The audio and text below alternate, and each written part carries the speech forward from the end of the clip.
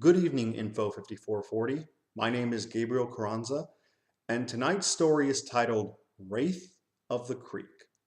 This story is an old lumberjack folk tale from Michigan that can be found alongside other spooky Michigan folk tales in the compilation book Spooky Michigan, compiled by author E.S. Schlosser.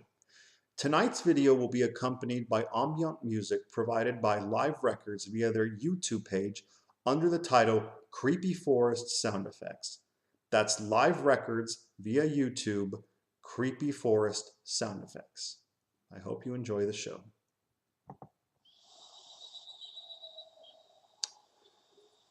When an Ojibwayan man decided to leave the tribe to join a group of white lumberjacks near the Saginaw River in Michigan, he changed his name to William Paul.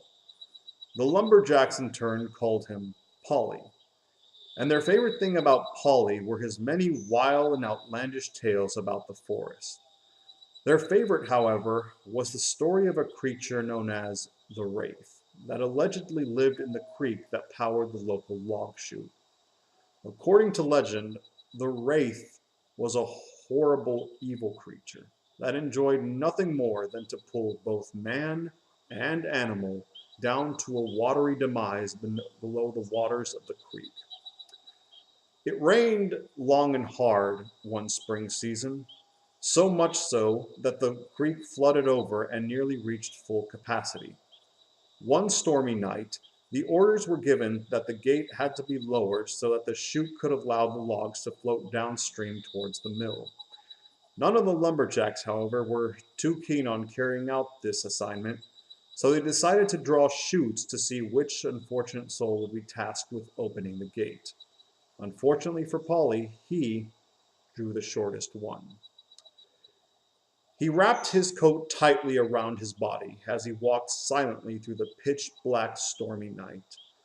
When he reached the gate, he attempted to extract the first pin from the gate.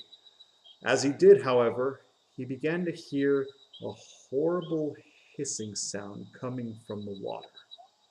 As he slowly turned, he saw a frightening figure staring at him from the water. Its face was framed with weed-like hair, its body covered in horrific black scales.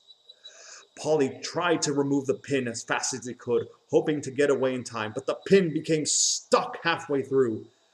The creature sat there silently before lunging out at Polly. Polly fell back and began to run blindly into the forest, hoping to get away from the creature as fast as he could.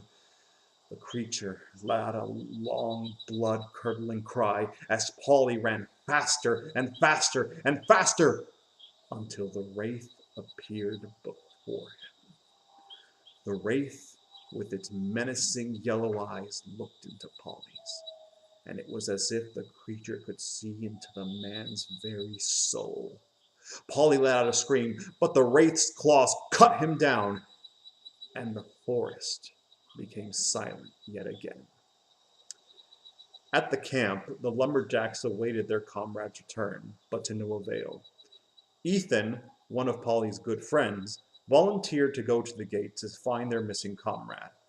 Several of the lumberjacks agreed to go with him. 15 minutes later, they had reached the gate, and they fanned out to look for their missing friend. With his lantern, Ethan went around looking to find if he could find any trace of his friend. When he reached the creek, he lowered his light towards the water and saw Polly's horrified face looking back at him. Ethan let out a scream, and the lumberjacks came running towards the water to see the horrifying image for themselves. When they pulled Polly's body out of the water, his flesh had been flayed from his bones, and his head had been nearly severed off right at the neck.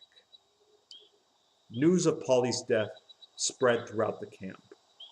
A few nights later, Ethan was awoken from his midnight slumber by the aura of a blue light coming from his window. As he got up to see what that light could be, he soon came face to face with the pale blue face of Polly's ghost. The ghost told Ethan that the Wraith had marked him as the next victim. By sunrise, Ethan had gathered all his things and was heading out of the camp.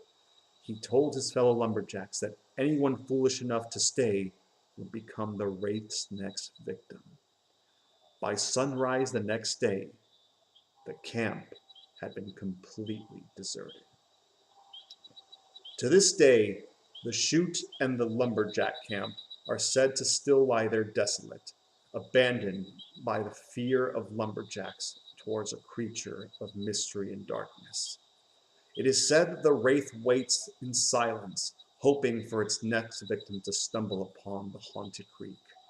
But thanks to the tormented and tortured cries of one pale blue lumberjack ghost, no one has ever been foolish enough to wait around long enough to be the next victim of the Wraith of the